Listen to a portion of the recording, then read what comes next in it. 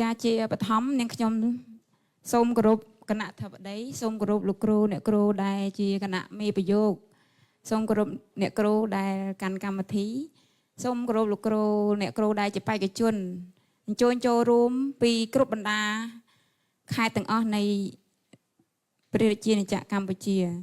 នាងខ្ញុំឈ្មោះមិនសាបឿនជាគ្រូបង្រៀននៅអនុវិទ្យាល័យដងពោមកពីខេត្តស្វាយរៀងមកស្មូតកំណាប្រធានបទគ្រូបង្រៀនជាតួអង្គសំខាន់នៃបដិវត្តកម្មបញ្ញាសិប្បនិមិត្តជាស្នាដៃនិពន្ធរបស់លោកគ្រូខួនរទ្ធីជ័យលេភីលេខ1ប្រចាំខេត្តស្វាយរៀងបទពាក្យ7ស្មូតបែបកុមារបាសូមរីករាយស្ដាប់ជាមួយនឹងនាងខ្ញុំដូចតទៅ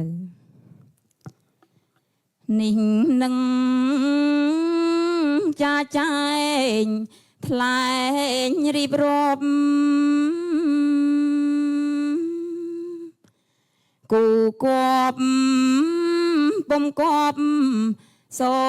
មអភ័យរៀបរាប់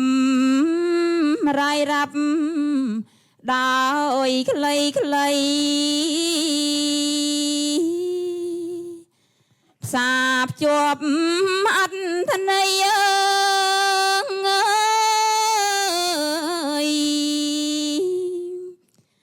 តាមប្រ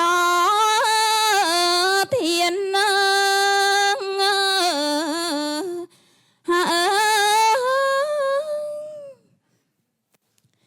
សូមលើកហាត់ថាគុំបញ្ចាំងដល់អង្គតួអង្គគ្រូបង្រៀនលោកខំ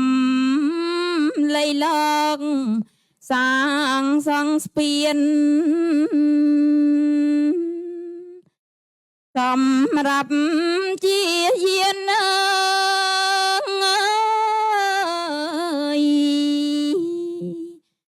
សឹងប្រងស្រី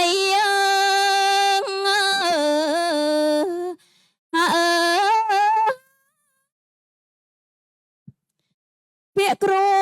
បង្រៀនមានន័យណាស់ប្រុសស្រីក្មេងចាំង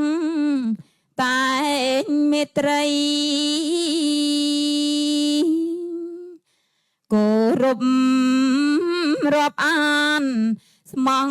ភក្តីគ្រូមានខន្តី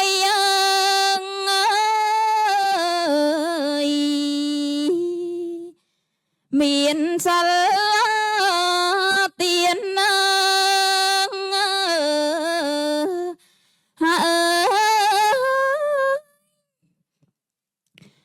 លោកគ្រូនាងគ្រូទូសំខាន់ចេះបោកចេះប៉ាន់ចេះប្រត់ព្រៀនចេះលោកចេះលៃគ្រប់របៀនបងហាត់បងរៀន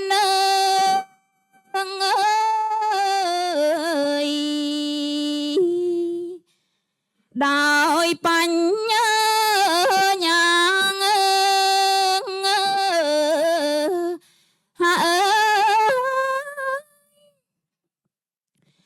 គូកោផ្ចាំងស្លាយ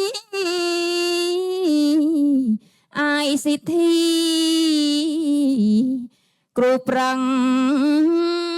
វុវីសឹងសិក្សា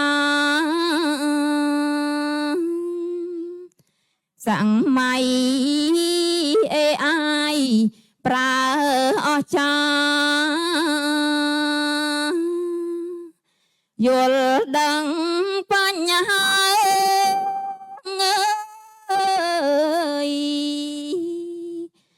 ក្នុងសង្កល